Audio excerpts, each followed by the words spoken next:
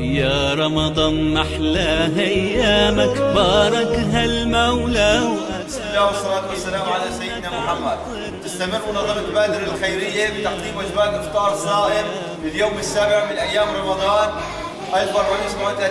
باركها المولى وادامك في جنة عطر انسامك، ومحلى صيامك محلى قيامك.